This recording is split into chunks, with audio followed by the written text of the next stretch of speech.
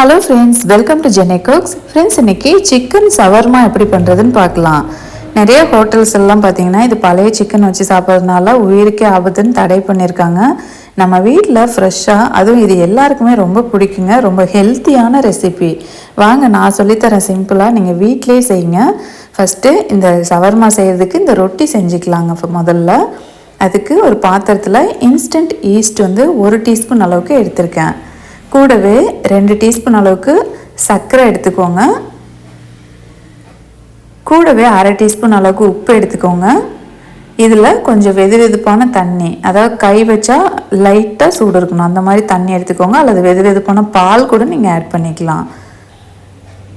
சேர்த்துட்டு இதை ஒரு விஸ்க் வச்சு நல்லா கலந்துக்கோங்க. இது இன்ஸ்டன்ட் ஈஸ்ட் அப்படின்றதுனால அந்த ஒரு 10 நிமிஷம் வெயிட் பண்ணி புளிக்க வைக்கணும்லாம் அவசியம் இல்லை. அப்படியே டைரெக்டாக மாவு சேர்த்துக்கலாம் கலக்கிட்டு. இது கூட 3 கப் அளவுக்கு மைதா நம்ம சேர்க்க போகிறோம். இந்த ஈஸ்ட் பார்த்திங்கன்னா சூப்பர் மார்க்கெட்லாம் கிடைக்கும். ரொம்ப நல்லதும் கூடங்க அது உடம்புக்கு. நம்ம பேக்கிங் சோடா இதெல்லாம் சாப்பிட்றது உடம்புக்கு கெடுதல். ஆனால் ஈஸ்ட் ஒரு நல்ல பாக்டீரியா தான். அந்த ப்ரெட்டெலாம் புளிக்க வைக்கிறதுக்காக யூஸ் பண்ணுவாங்க.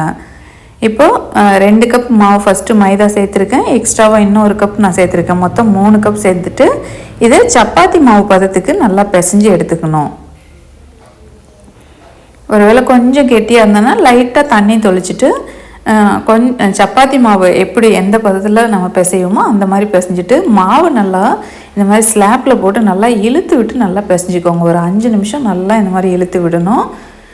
ஏன்னா அந்த சவர்மா ப்ரெட்டு, அதாவது அந்த சவர்மா ரொட்டி கொஞ்சம் நல்லா சாஃப்டாக வர்றதுக்காக நம்ம இந்த மாதிரி பிசைகிறோம்.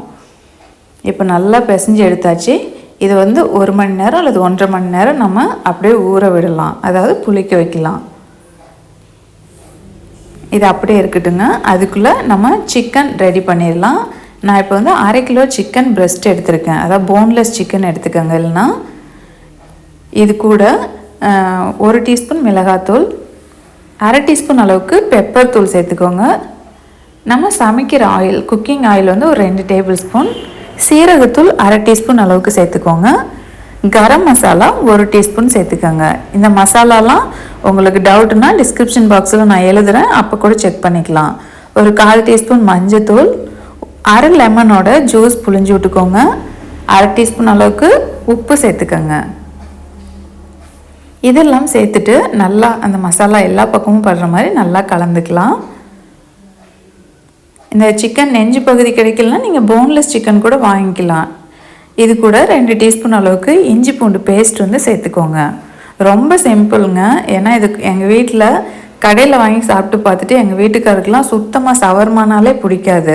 நான் பெருமைக்காக சொல்லலை, நீங்கள் இந்த மாதிரி வீட்டில் செஞ்சு பாருங்கள், எல்லாம் விரும்பி சாப்பிடுவாங்க. ரொம்ப ஹெல்த்தியான ரெசிபி. இது கூடவே ஒரு 2 டீஸ்பூன் கார்ன்ஃப்ளோர் சேர்க்குறேன். இதெல்லாம் கடையில் சேர்க்க மாட்டாங்க, இது நான் என்னோடய ஸ்டைலில் நான் செஞ்சு காட்டியிருக்கேன். 2 டீஸ்பூன் கார்ன்ஃப்ளோர் சேர்த்துட்டு நல்லா கலந்து விட்டுக்கோங்க. இப்போ இந்த சிக்கன் ஊற வைக்கலாம் தேவை கிடையாது. அப்படியே ஒரு பாத்திரத்தில் கொஞ்சமாக ஆயில் விட்டுக்கோங்க. அதாவது ஒரு 25 ml இருந்தால் போதும். ஆயில் விட்டுட்டு அப்படியே இந்த சிக்கன், நம்ம மசாலா தடவின சிக்கன் லோ ஃப்ளேமில் ஒரு 15 to 20 நிமிஷம் நம்ம இதை அப்படியே நம்ம ஃப்ரை பண்ணி எடுத்துக்கலாம். இது அப்படியே வேகட்டும். அதுக்குள்ளே நம்ம மயோனைஸ் ரெடி பண்ணிடலாம். நான் இன்றைக்கி 2 முட்டையோட வெள்ளைக்கருவை வச்சுட்டு நான் இந்த மயோனைஸ் செய்ய போகிறேன். நீங்கள் அந்த ஒரு சிலர் அந்த மஞ்சக்கரையோடவே செய்வாங்க. உங்கள் விருப்பம் போல் நீங்கள் செஞ்சுக்கலாம். அந்த எக் ஒயிட் மட்டும் நான் 2 எடுத்திருக்கேன். அதாவது இது அந்த தனியாக அந்த எல்லோவை பிரித்து எடுக்கிறதுக்கு கை வச்சும் எடுக்கலாம், இந்த ஒரு பாட்டில் வச்சு கூட எடுப்பாங்க. நான் இந்த மாதிரி இந்த பலகாரம்லாம் சுடுவோம் இல்லைங்களா, அந்த கரண்டி வச்சு எடுத்திருக்கேன். இதை மிக்ஸி ஜாரில் சேர்த்துக்கோங்க. அந்த எக் ஒயிட்டை 2 பல் பூண்டு இது கூட சேர்த்துருக்கேன். ஒரு 10 மிளகு சேர்த்துக்கோங்க. உப்பு நான் ஒரு 3/4 டீஸ்பூன் அளவுக்கு சேர்த்துருக்கேன். நான் காட்டியிருக்கிறது 1/4 டீஸ்பூன் அளவு. 3/4 டீஸ்பூன் உப்பு, 1 டீஸ்பூன் அளவுக்கு சர்க்கரை, ஒரு 1/2 லெமனோட ஜூஸ் இது கூட புழிஞ்சு விட்டுக்கோங்க. இப்போது மிக்ஸி ஜார் மூடி போட்டு இந்த மாதிரி ஒரு 10 செகண்ட் விட்டு எடுத்துகிட்டு வந்துடுங்க. இது சன்ஃப்ளவர் ஆயிலுங்க, 150 ml எடுத்திருக்கேன். இதை 3 பாகமாக பிரிச்சுட்டு கொஞ்சம் கொஞ்சமாக ஊற்றி மிக்சியில் போட்டு அரைச்சிக்கணும். நமக்கு மயோனைஸ் சூப்பராக நமக்கு தயாராகிரும்.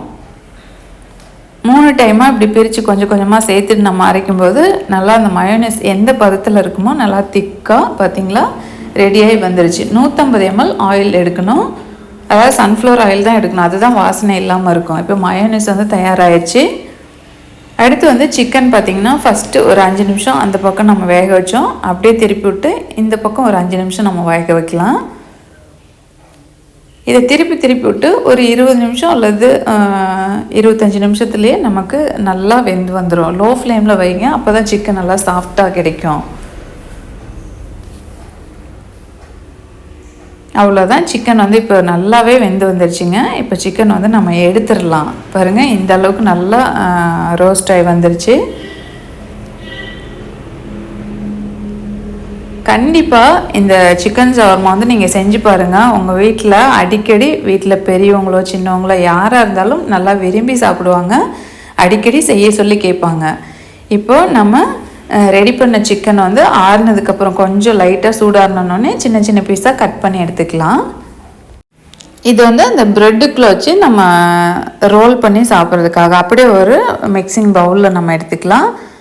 மீதி இருக்கிற சிக்கனையும் இதே மாதிரி நீங்கள் எடுத்துக்கோங்க. நீங்கள் டைரெக்டாக 65 மாதிரி கூட ஆயிலில் பொரிச்சும் கூட எடுக்கலாம் இந்த சிக்கனை. இப்போ எல்லா சிக்கனுமே சின்ன சின்னதாக கட் பண்ணியாச்சுங்க, இது அப்படியே இருக்கட்டும். இப்போ இது கூட வெஜிடபிள்ஸ்லாம் சேர்க்க போகிறோம். இது வந்து முட்டைக்கோஸ் கொஞ்சம் எடுத்துருக்கேன், கொஞ்சம் நிறையாவே. அப்புறம் கேரட், கேப்சிகம், அதுக்கப்புறமா பெரிய வெங்காயம், இதெல்லாம் வந்து இது கூட நம்ம சேர்த்துக்கலாம். எவ்வளோ வேணாலும் வெஜிடபிள்ஸ் வந்து நம்ம சேர்க்கலாம். ஒவ்வொன்றும் நான் வந்து ஒரு 150 கிராம் எடுத்திருக்கேன். முட்டைக்கோஸ் மட்டும் ஒரு 200 கிராம் அளவுக்கு எடுத்திருப்பேன். இது கூட 2 டேபிள் ஸ்பூன் அளவுக்கு ஃபுல்லாக மயோனைஸ் வந்து சேர்த்துக்கோங்க.